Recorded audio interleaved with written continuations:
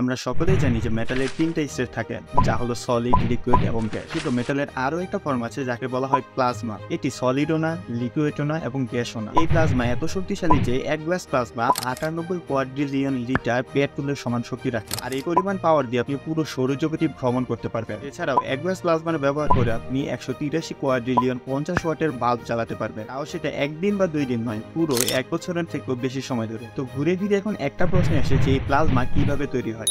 তো আসুন জেনে নেই এই প্লাজমা কিভাবে তৈরি হয়। যখন গ্যাসকে অত্যাধিক তাপমাত্রায় গরম করা হয় তখন গ্যাসের মধ্যে থাকা ইলেকট্রনগুলো আলাদা হয়ে যায় এবং তাতে থাকা অবশিষ্ট কণাগুলোকেই অ্যাকচুয়ালভাবে প্লাজমা বলে। তবে বর্তমান পৃথিবীতে এই প্লাজমা তৈরি করা একেবারেই অসম্ভব, কারণ এটা শুধুমাত্র সূর্যেই তৈরি হয়। আসলে প্লাজমা সূর্যের 6 লাখ কিলোমিটার এরিয়ার ভিতরেই তৈরি হয়, যেখানকার তাপমাত্রা প্রায় 150 কোটি ডিগ্রি সেলসিয়াস। এই উচ্চ তাপমাত্রায় পরমাণুগুলি একে অপরের সাথে খুব দ্রুততার সাথে সংঘর্ষিত হয়, যার ফলে নিউক্লিয়ার ফিউশন শুরু হয়। আর এই নিউক্লিয়ার ফিউশনই প্লাজমা তৈরি করে।